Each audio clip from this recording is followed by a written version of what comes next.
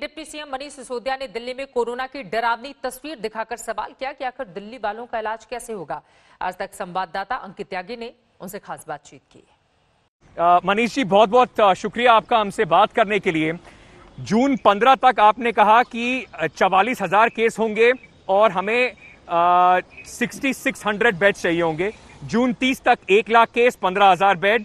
जुलाई 15 तक 2.5 lakh case, 33,000 bed. और जुलाई 31 तक 5.5 लाख केस और 80,000 बेड। दिल्ली में इस समय करीब 9,000 बेड की तैयारी है।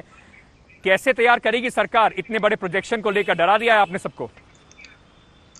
नहीं, देखिए, मैं डराने की कोशिश नहीं कर रहा हूं। मेरे सिर्फ आज जो एसडीएमए की मीटिंग हुई उसमें कुछ डेटा हमारे सामने रखा गया और जो एक्सपर्ट्स हैं, जो अफसर्स की टीम है, उन्होंने पूरा आकलन करके कि अभी तक दिल्ली में जिस स्पीड से कोरोना के केस सामने आए हैं उसमें हर 12-13 दिन में ये आंकड़ा डबल हो जा रहा है।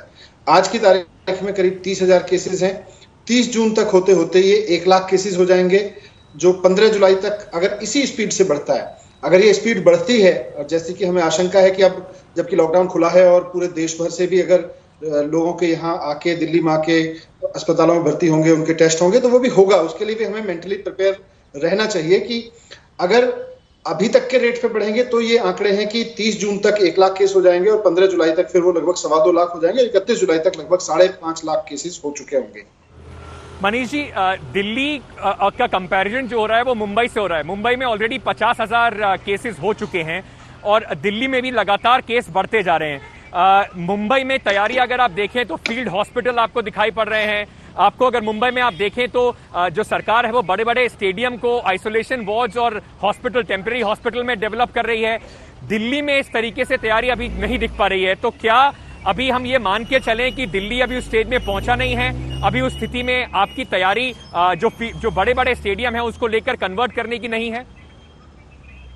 अंकित, देखो, हमें इसकी ग्रेविटी को समझना पड़ेगा। दुनिया की सबसे best of the best health models जो डेवलप्ड कंट्रीज के थे, वो भी कहीं ना कहीं इस बीमारी के सामने छोटे पड़ते देखे हैं। हमने ये भी देखा है कि किस तरह से अमेरिका, यूरोप की पूरी हेल्थ व्यवस्था चरमराई थी।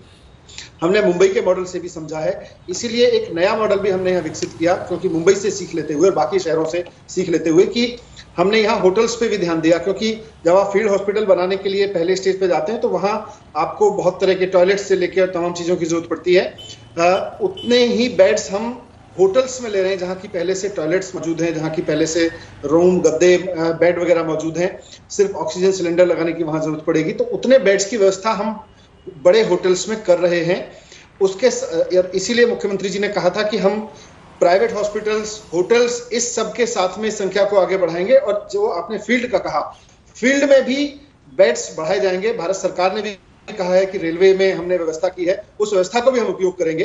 तो जो जहां तक भी इसको स्ट्रेच किया जा सकता है, फील्ड में लेके, होटल्स में लेके, प्राइवेट हॉस्पिटल में लेके, हम उसकी पूरी लिमिट को स्ट्रेच करेंगे। लेकिन हमें देखना भी पड़ेगा कि दिल्ली में जिस स्पीड से आंकड़े बढ़ रहे हैं वो आने वाले समय में कितनी जरूरत हमें पड़ सकती है, वो हम देख रहे हैं।